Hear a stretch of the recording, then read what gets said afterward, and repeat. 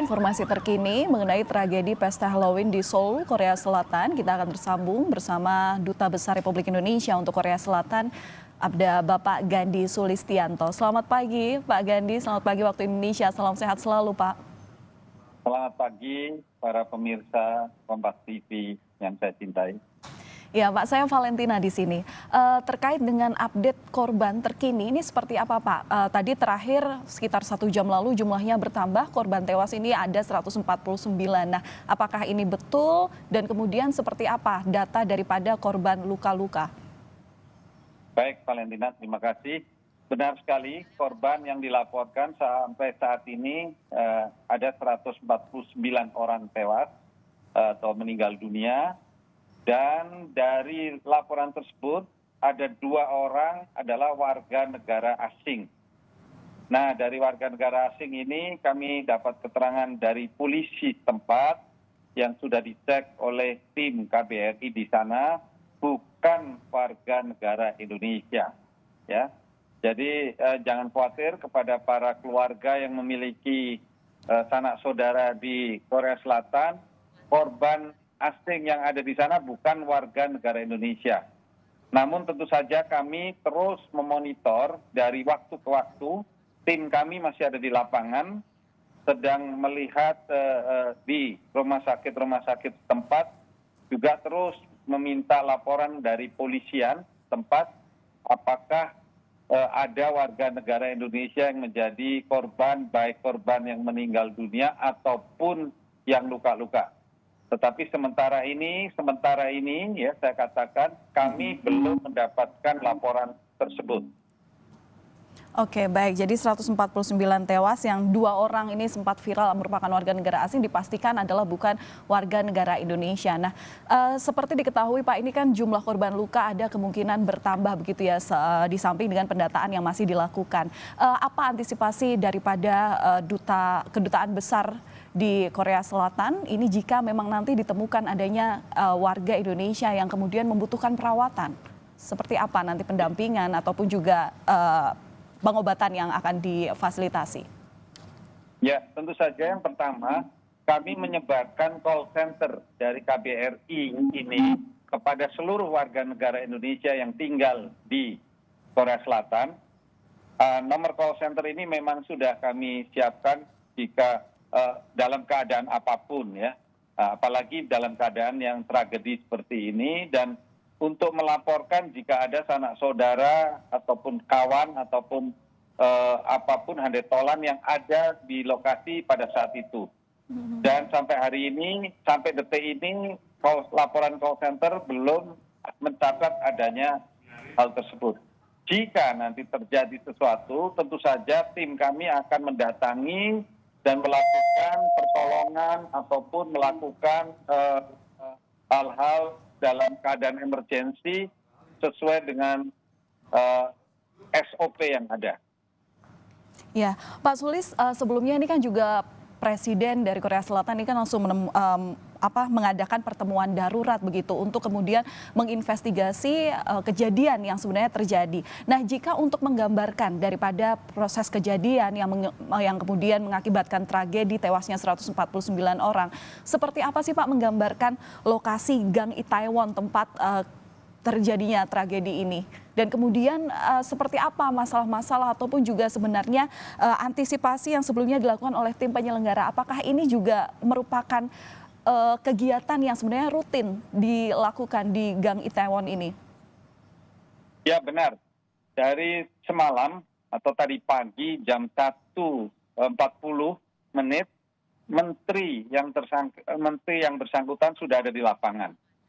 Dan seperti yang saya ketahui dan saya saksikan sendiri, Itaewon ini adalah daerah memang tempat berkumpulnya para remaja, para anak-anak muda sekitar usia 20-30 tahun yang berkumpul setiap malam, ya, setiap petang sampai tengah malam untuk hangout, untuk tempat minum dan juga makan di daerah tersebut. Banyak sekali restoran.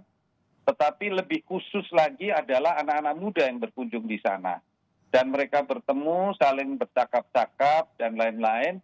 Pada hari yang biasa pun, hari yang bukan hari memperingati sesuatu itu ribuan orang yang datang.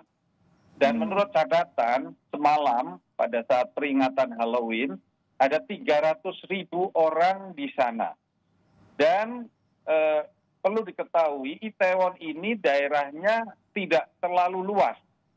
Jadi restoran dan bar itu berada di tempat-tempat gang yang sempit. Ya, kalau di Jakarta saya sebut itu gang, bukan jalan.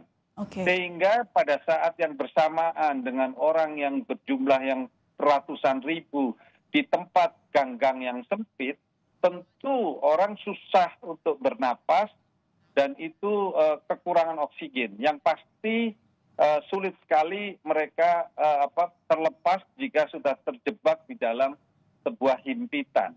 Maka dari itu menurut saya investigasi sementara mereka yang meninggal tentu saja karena kekurangan oksigen dan terinjak-injak oleh kawan-kawan yang lain yang panik untuk melihat kawannya pingsan misalnya, saling berteriak dan lain sebagainya. Itu yang saya lihat di dalam gambar di laporan-laporan yang kami terima.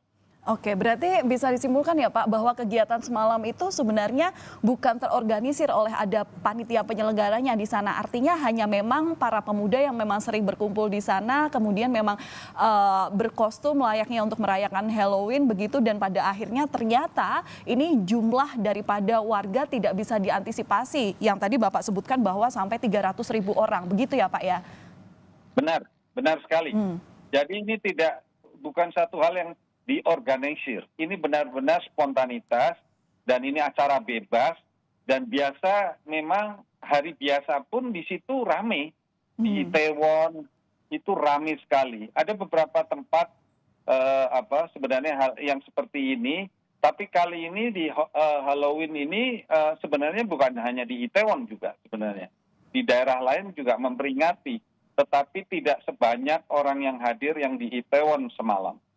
Bahkan tempat jalan rayanya pun macet total. Ya. Beberapa staf saya semalam yang tinggal di sana melaporkan mereka sulit untuk masuk ke rumahnya saja, mobilnya tidak bisa masuk karena memang diisi oleh manusia yang jumlahnya luar biasa banyaknya.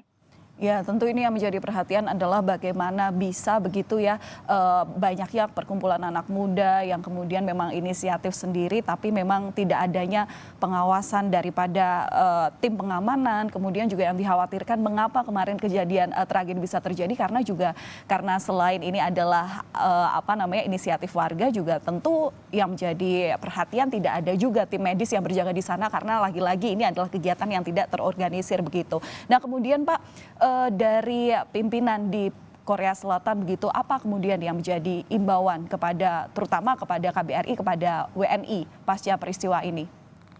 Ya, kami dari KBRI Seoul sebenarnya sudah dari awal sejak pandemi ini dilonggarkan peraturannya di sini, terus memberikan himbauan agar tetap melakukan kewaspadaan dengan menjaga social distancing.